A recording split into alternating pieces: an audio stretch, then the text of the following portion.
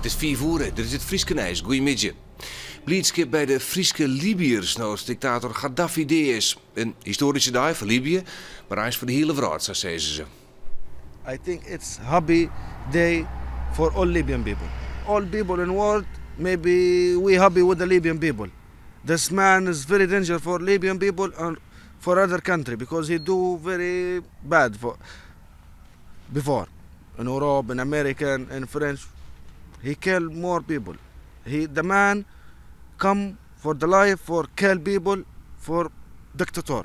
De Libische jongeman binnen vlechten van Gaddafi en zit er nu in het asielziekencentrum in Sint-Anne. Ze volgen je alles op televisie en vinden het dreig te leeuwen dat het echt wezen zoeken. But I see just one picture, maybe no good, you know. But after you can see live for TV, for the news, for everything. I can't see him after I can't believe him, you know. De Frieslandbank heeft het op dit stuit smoorde ook maar de spaarleenregeling. Gewoon wij verwerken de bank voor jou rond 4 aanvragen daags, maar van de week is het al oproem naar 150. De spaarleenregeling houdt op naar dit hier. Een protewerkjouwers bieden het personeel nodig de kans om in te stappen. En dan is het makkelijk geld verdienen.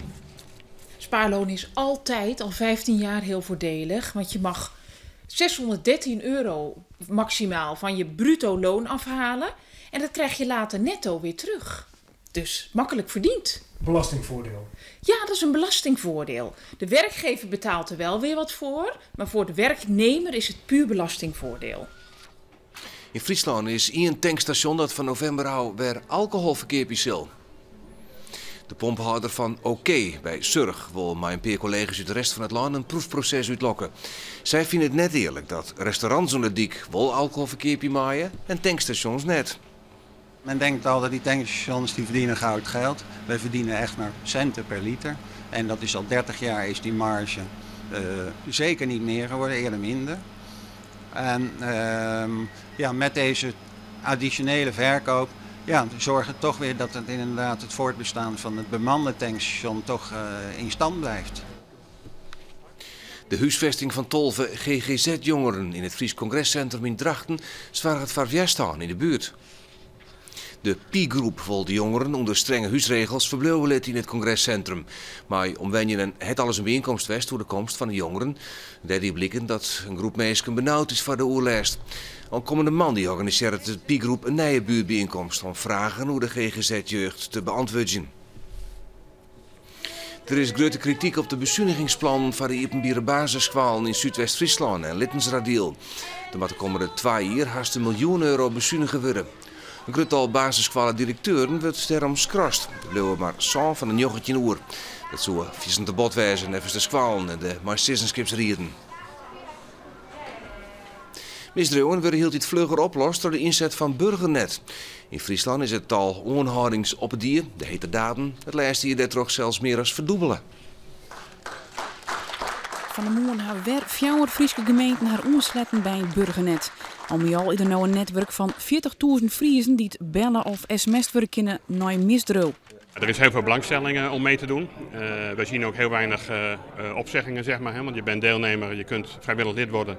Je zou ook eventueel weer kunnen afhaken als je dat zou willen. Maar we zien heel weinig mensen die daarvoor bedanken. Dus er is een grote bereidheid om mee te doen. Zo'n de start van Burgernet Rijnjelien had de politie 400 oproepen dienen. Bij gelijks naar oerval, maar ik bij vermissings van benen. Goed 80 zaken kunnen zou oplost worden. De historische sluis van Munnikeboorden zal in oude glorie hersteld worden. Het is de allereerste betonsluis van Nederland en hij staat op de Wetterskips erfwoordlist, maar hij laat er vertutten eerst bij. De graafsluis van Munnikeboorden is in 1854 gebouwd om het veen uit de polder naar de Tjonger te brengen te kennen. Zo'n 1960 heeft de graafsluis likwijls geen functie meer. Hij is bot in vervalrekken, want gewoon ondernemers uit de buurt maar het plan kwamen om er een toeristische trekker van te maken. Het gaat erom dat het een leuk hoekje wordt waar recreanten langskomen. Het ligt hier aan het Zuiderzeepad. Wat is dat? Het Zuiderzeepad is een wandelroute rond het IJsselmeer.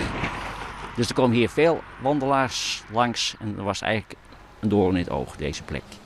In april moet de restauratie kleerwijzen en dan komt er een boer bij met historische informatie.